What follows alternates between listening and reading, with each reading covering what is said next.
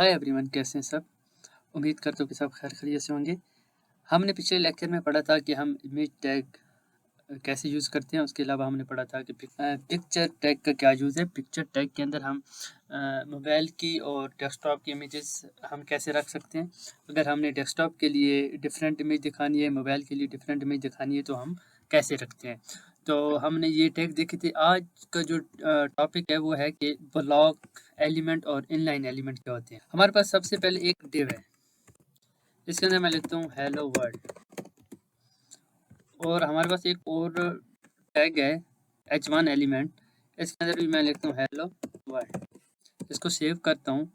Save करके जब मैं अपनी वेबसाइट को रिफ्रेश करके इसको इंस्पेक्ट करते हैं और यहाँ से सिलेक्ट करके जब इसके ऊपर आप होवर करोगे तो ये क्या करता है, ये वाला डिव जो हमारे पास एलिमेंट होता है ये स्क्रीन की पूरी जगह घेरता है। अब मैंने हेलो वर्ल्ड लिखा है, हालांकि टेक्स्ट छोटा सा है लेकिन इसने जगह पूरी घेर ली है। जब इसने एक जगह पूरी घेर ली है तो जो नेक्स्ट वर्ड आएगा, जैसे H1 उसके बाद उसका जो नेक्स्ट वर्ड आता है तो वो नेक्स्ट लाइन पे चला जाता है, क्योंकि जो पिछला वर्ड था उसने अपनी जगह घेर ली। जब अगला वर्ड आएगा तो वो नेक्स्ट लाइन पे चला जाएगा। तो ब्लॉक एलिमेंट वो होते हैं जो स्क्रीन पे पूरी जगह घेर लेते हैं।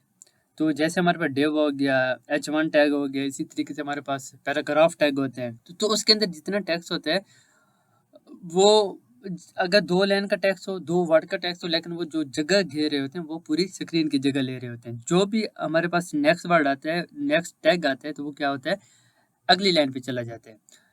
तो ये इनको हम कहते हैं ब्लॉक एलिमेंट जो स्क्रीन की पूरी जगह घेर लेते हैं। इसके बाद हमारे पास होता है इनलाइन। एक मैं लिखता हूँ टैग स्पैन। स्पैन के अंदर मैं लिखता हूँ हाय जुनेद। इसको मैं आके रिफ्रेश करता हूँ और इसको मैं इंस्पेक्ट करता हूँ। जैसे मैं इंस्पेक्ट करता हूँ तो इसने उतनी जगह घेरी है जितनी इसके अंदर टेक्स्ट या इसके अंदर जितना कंटेंट मौजूद था। अब जब ऊपर वाले पे करता हूँ तो ऊपर वाले ने पूरी स्क्रीन की जगह ले ली है। जब नीचे वाले पे मैं सिलेक्ट करता हूँ तो उसने उतनी जगह ली है जितना उसके अंदर टेक्स्ट मौजूद था। तो अब इसके आगे मैं लिखता हूँ दूसरा हेलो। अब ये क्या होगा, इसको मैं जैसे रिफ्रेश करूँगा तो वो उसके आगे आ जाएगा। क्यों? क्योंकि उसने जितनी जगह घेरी थी वहाँ पे ख़त्म हो गई। अब जो नेक्स्ट वर्ड आएगा उसके आगे आएगा। नेक्स्ट लाइन पे क्यों नहीं जा रहा? क्योंकि ये उतनी जगह घेर है जितने उसके अंदर टेक्स्ट है। अगर इसके आगे जगह बची हुई है तो अगला टेक्स्ट उसके आगे आ जाएगा। तो इनको हम कहते हैं इनलाइन एलिमेंट। जो ऊपर वाले हैं जो पूरी स्क्रीन पे जगह घेर लेते हैं हम उनको कहते हैं ब्लॉक एलिमेंट, और जो जितना टेक्स्ट होते हैं उतनी जगह घेर रहे होते हैं तो उनको हम कहते हैं इनलाइन एलिमेंट। तो ये हमारे पास इनका डिफरेंस होता है। ये बहुत बार इंटरव्यू में पूछा जाता है कि ब्लॉक एलिमेंट कौन से होते हैं और इनलाइन एलिमेंट कौन से होते हैं। तो ये मैंने आपको डिफरेंस बता दिए। इसके बाद हमारे पास एक चीज़ होती है लिस्ट। कोई भी हम लिस्ट बना रहे होते हैं तो हम जैसे एक लिस्ट बनाते हैं, जैसे हमारे पास है फ्रूट की। तो लिस्ट हम कैसे बनाते हैं? जो हमारे पास लिस्ट होती है वो 3 किस्म की होती है।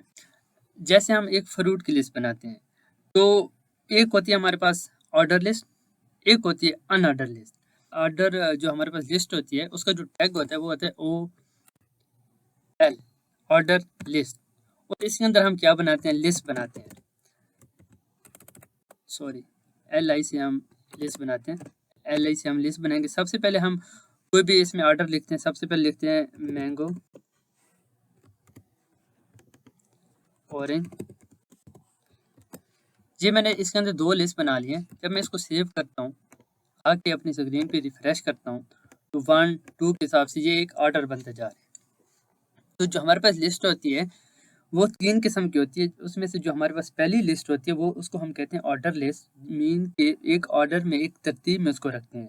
उसके साथ ये हमारे पास 1 2 3 इस तरीके से एक ऑर्डर शो हो जाता है। दूसरी हमारे पास होती है अनऑर्डर लिस्ट। वो कैसे बनाते हैं? उसको हम लिखते हैं UL, अनऑर्डर लिस्ट। इसके अंदर भी हम एक लिस्ट बनाते हैं। इसके अंदर कोई भी दोबारा से हम फ्रूट ही रख लेते हैं, मैंगो, और इसी को कॉपी कर लेते हैं। इसको सेव करते हैं, रिफ्रेश करते हैं। ये देखें, ये हमारे पास अनऑर्डर लिस्ट हो गई।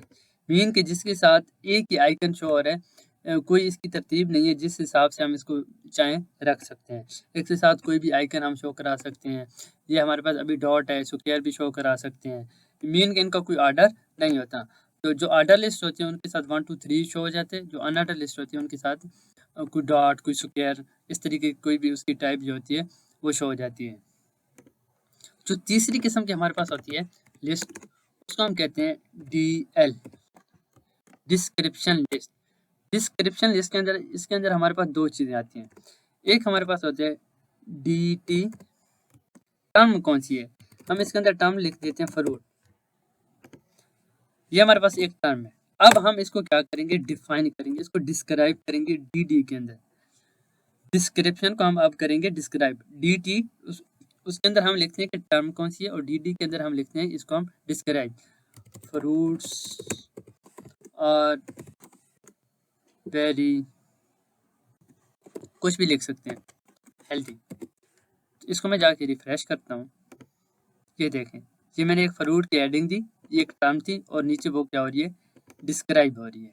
तो ये हमारे पास लिस्ट की 3 इकसाम होती हैं। जो पहली वन होती है उसमें हमारे पास आ जाती हैं ऑर्डर, जो दूसरी होती है अनऑर्डर, और तीसरी को हम कहते हैं अदर लिस्ट।